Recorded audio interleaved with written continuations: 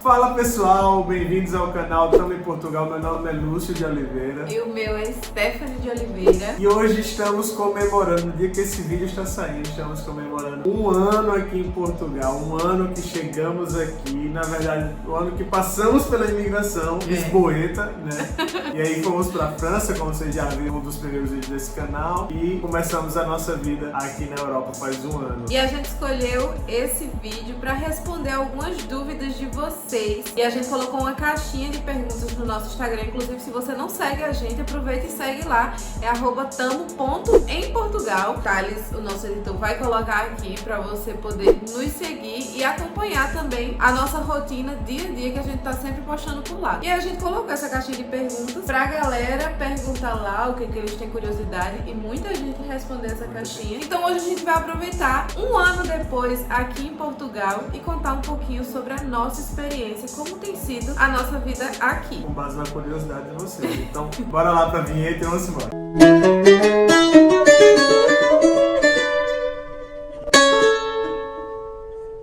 Bem, e a primeira pergunta que a gente selecionou para responder foi: gostaram do país e pretendem continuar morando aí? Planos para visitar o Brasil? Vamos começar respondendo a primeira, né?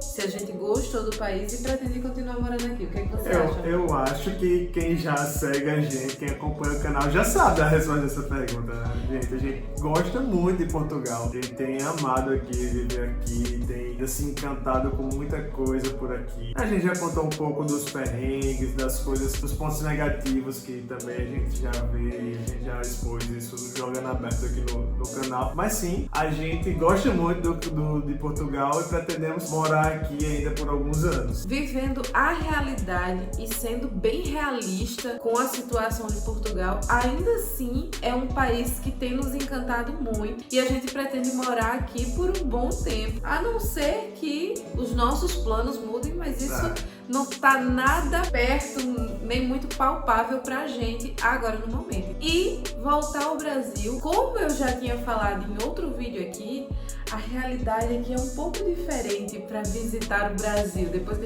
a gente sabe que não é tão fácil assim. A gente acredita que a visita ao Brasil vai ficar lá por 2024, por aí. Se tudo der certo ainda no final do ano, talvez, esse ano. Ele tá com as expectativas altas, mas eu tô colocando 2024. É mais pé no chão do que esse ano. Porque viagens pro Brasil é muito caro e a gente tem outros planos para se estabelecer melhor aqui. A gente tem umas metinhas abertas antes da meta de viajar de volta ao Brasil. Inclusive, eu acho mais fácil que os nossos parentes e amigos venham nos visitar aqui do que a gente ir visitar eles no Brasil. Aqui dá pra passear. É verdade, aqui não tem cartão de crédito.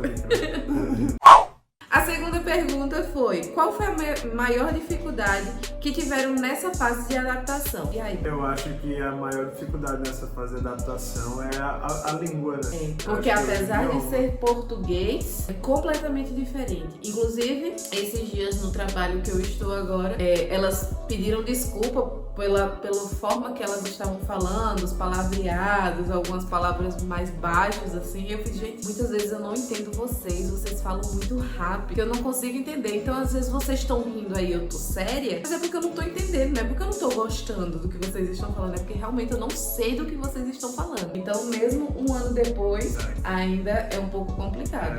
Ainda é comum, de vez em quando, a gente falar não percebi, né, que não entendi, pedir pra pessoa repetir o que falou. Ainda tenho muita dificuldade em perceber a questão do que eles estão brincando e do que eles estão falando sério, porque às vezes a brincadeira é num tom mais grosseiro, mais ríspido, com muito palavrão, e eu nunca sei se aquilo ali é uma briga de verdade ou se é a gente fica meio na dúvida, assim, então será que eu posso rir ou não? Eu fico esperando se vai ter uma risada no final ou não, pra saber. Então, assim, eu acho que a maior dificuldade que a gente teve é a questão da língua, né? Claro que, tipo, com o passar dos dias, isso vai melhorando. No começo, Stephanie tinha muito mais dificuldade no começo. Eu tive medo de começar a trabalhar porque eu tinha medo de ser cobrada por algo e não entender e acabar levando reclamação por conta disso, porque eu não entendi o que a pessoa falou e não fiz o que ela mandou. Então eu tinha muito medo disso. Mas aí a única forma que tem é encarar. vai dar a cara a tapa mesmo e dizer, não percebi, repete, por favor, repete mais uma vez, 2, 3, até você se acostumar, você vai se acostumando. Terceira pergunta, qual foi o maior perrengue? Eu acho que teve alguns no início.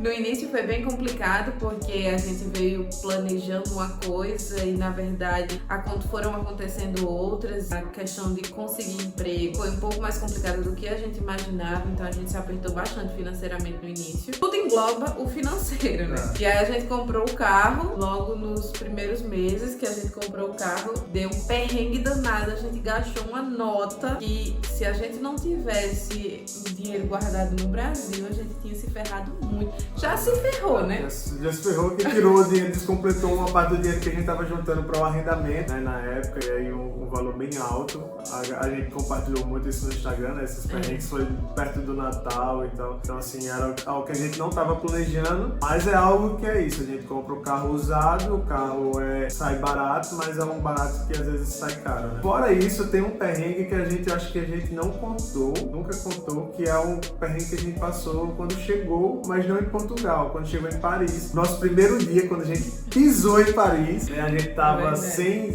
internet, a gente tava o celular sem pegar, porque o do Brasil não pegava em Paris, e a gente tava sem nada, e pra chegar ao nosso apartamento... Viajando e sem experiência. A gente pegou o trem errado pra chegar no local, a gente tinha combinado com os nossos amigos de se encontrar, que sabiam, né, que moram na Holanda e que estavam lá em Paris pra se encontrar com a gente, e aí a gente combinou com eles de encontrar no Louvre, a gente foi parar no outro lado, totalmente oposto ao Louvre, e a aí gente passou... saiu de Paris, pra ter noção, a gente saiu de Paris, foi pra outra cidade. Zona porque Paris é um círculo, a gente saiu desse círculo, foi bater em outro lugar, eu não sei como um anjo enviado do Senhor, uma portuguesa, que escutou a gente falando e fez, vocês falam português, estão perdidos? A gente, sim, pelo amor de Deus, alguém que fala português, por favor, ajuda. E a gente sem internet, só tinha o endereço em si. Isso a gente já tava rodando há mais de 3 horas,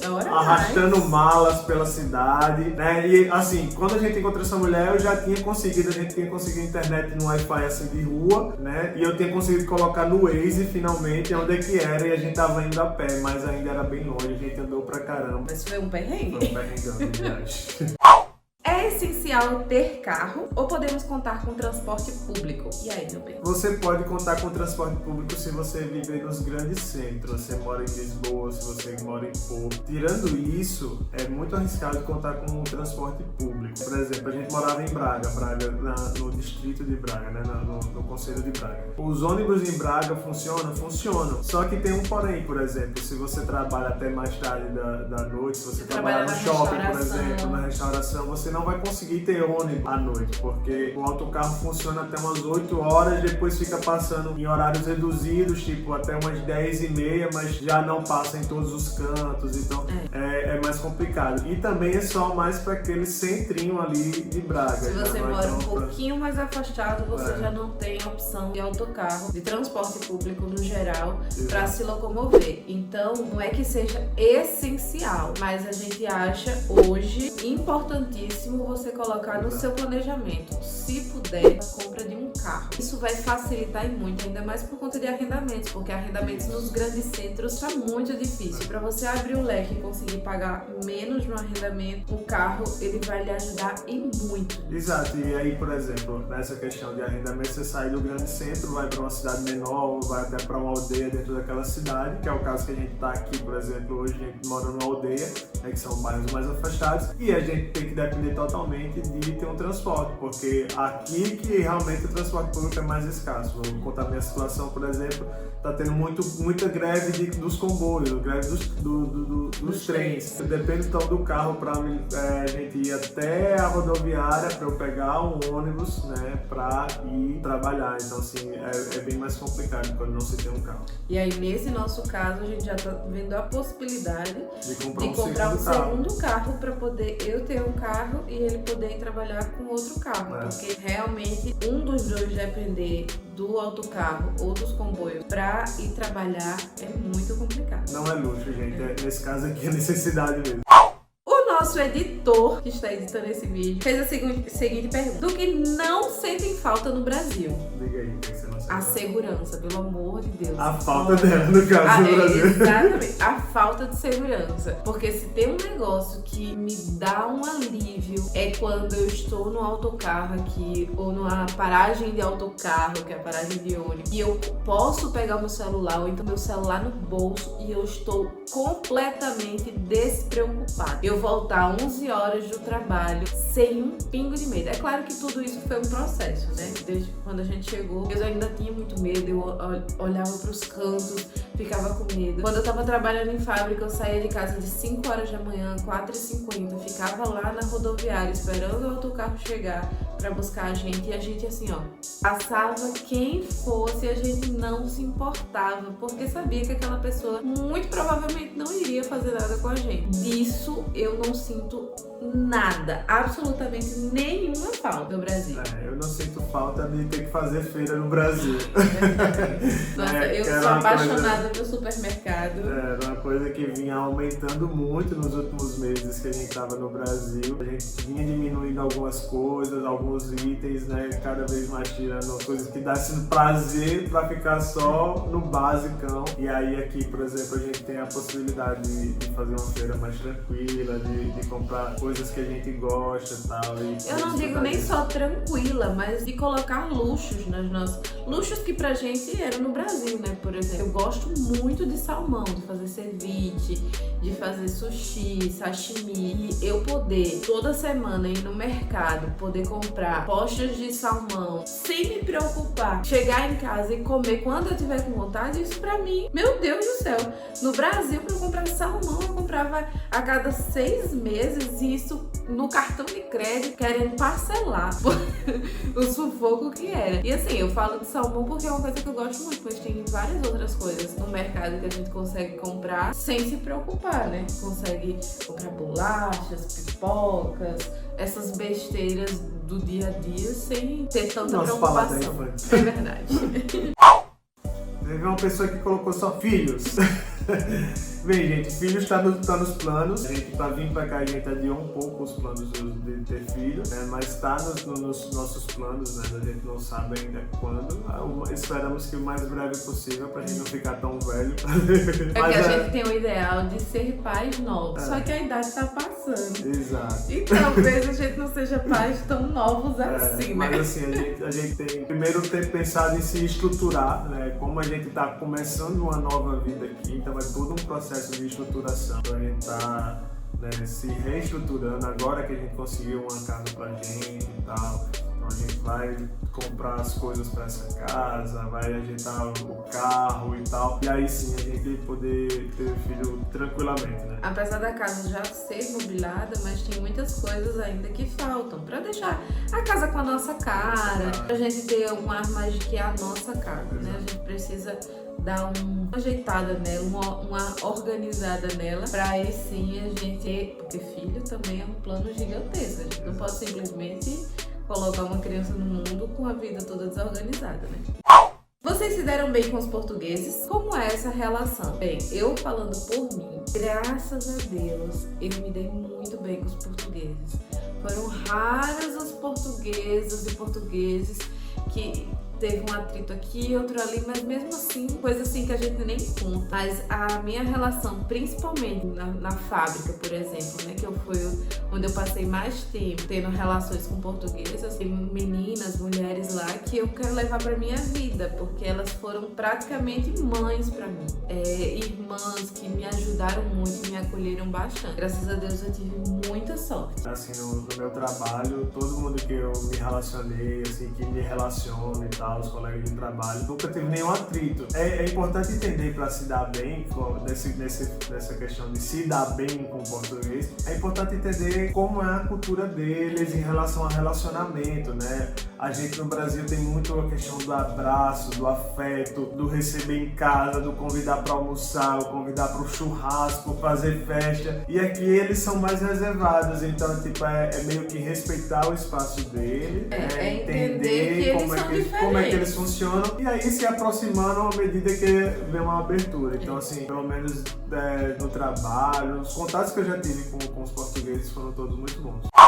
Qual foi o maior impacto cultural que vocês tiveram? O maior impacto que eu tive, assim, foi justamente essa questão de que brasileiro é muito dado. Brasileiro, se fala oi, amigo, não sei. Já faz aquela amizade muito rápido. Os portugueses não são assim. Os portugueses são mais escutar alguém fechados. com sotaque brasileiro aqui, é capaz de vocês fazer já amizade na fila do supermercado. Exatamente. É meio que tipo, no Brasil já é assim e aqui ainda mais.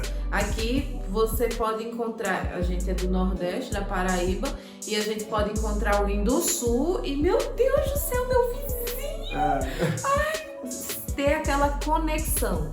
E os portugueses, eles são um pouco mais fechados em relacionamentos, para se relacionar. Então, essa questão de saber se adaptar na relação com eles é uma coisa que nos gerou um impacto maior, né?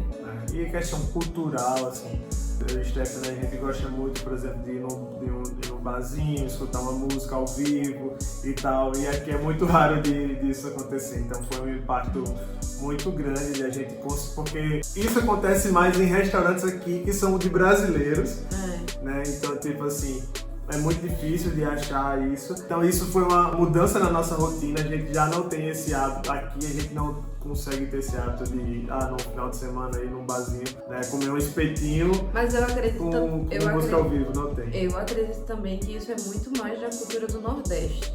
Como a gente é de uma região de praia, onde a gente vai num barzinho aberto, com pé na areia, essas coisas, aqui é diferente, muito mais também por conta do clima. Porque no frio, você vai num barzinho aqui, é um barzinho fechado, como se fosse um restaurante, não tem aquele clima. Por causa do frio, não dá pra ficar do lado de fora.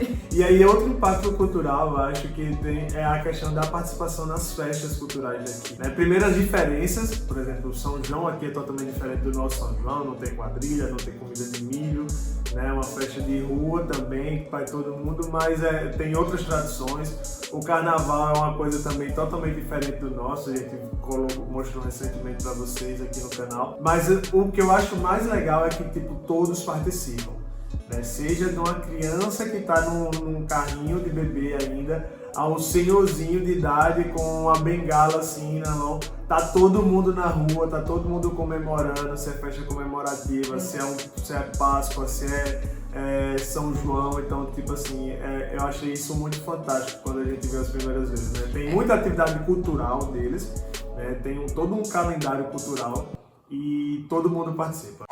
Então é isso, gente. Chegamos ao final das perguntas, né? Selecionamos algumas para vocês, já deu bastante tempo de vídeo. Se você quer saber, se você quiser que a gente grave mais vídeos tirando dúvidas desse tipo, da nossa experiência, comenta aqui embaixo já as suas perguntas que a gente pode ir juntando tudo e fazer uma parte 2, né? Então só depende de vocês. E não esquece de nos seguir no Instagram, porque lá a gente tá postando o nosso dia a dia pra vocês ficarem mais por dentro da vida aqui em Portugal. Mas segue a gente também aqui pra ficar ligado toda vez que a gente lançar vídeo novo. Se inscreve, ativa a notificação e tudo isso que você já sabe que tem que fazer nos canais de YouTube. Se você gostou desse vídeo, deixa o like aqui e até o próximo vídeo, pessoal. Tchau, tchau.